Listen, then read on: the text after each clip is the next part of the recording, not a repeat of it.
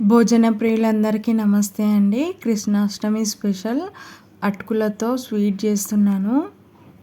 ఈ అటుకులతో స్వీటు ఒక 10-15 నిమిషాలలో చాలా తొందరగా చేసుకోవచ్చు. టేస్ట్ కూడా అంత బాగుంటుంది. ఎలా చేయాలో చూపిస్తాను, చూసేయండి.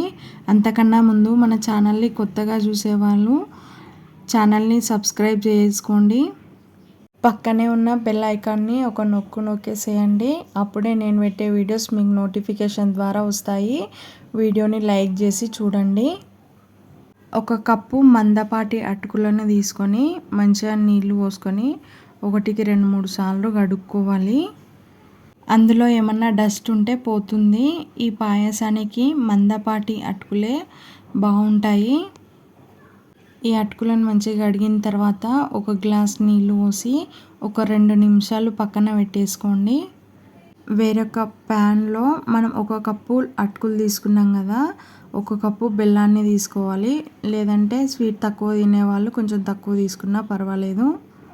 ఆ బెల్లంలో 1/2 కప్పు వాటర్ పోసి కరిగించుకోవాలి. మనం ఫస్ట్ నానేసుకున్న అటుకుల్ని ఇలా నీళ్ళన్నీ తీసేసి పక్కన పెట్టుకోవాలి. బెల్లం మంచిగా కరిగిపోయింది. ఇది పాకం రావాల్సిన అవసరం ఏం లేదు. ఒక 2 నిమిషాలు మరిగించుకున్న తర్వాత తరిగిన కొబ్బరి తురుము వేసుకోవాలి. అలాగే ఒక ఇలాచీని దంచి వేసుకోవాలి.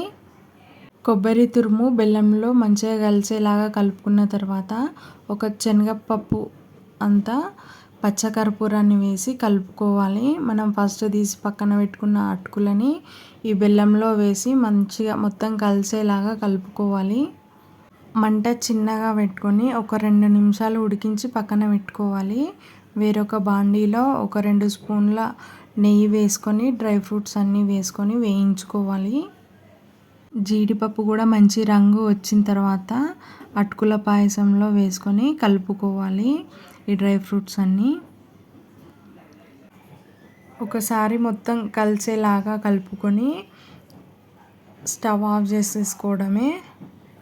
అటుకులని వేసిన తర్వాత కొద్దిసేపు బెల్లంలో ఉడకనివ్వాలి, ఒక 2 నిమిషాలు. అప్పుడు ఆ బెల్లం మొత్తము అటుకులకి మంచిగా పీల్చుకొని టేస్ట్ చాలా బాగా వస్తుంది. చాలా సింపుల్గా ఒక 10 నిమిషాలలో రెడీ అయిపోతుంది. కృష్ణాష్టమి రోజు కృష్ణుడికి నైవేద్యంగా పెట్టే ప్రసాదాలలో ఈ అటుకుల పాయసం కూడా పెడతారు. ఈ వీడియో కనుక నచ్చినట్లయితే లైక్ చేయండి.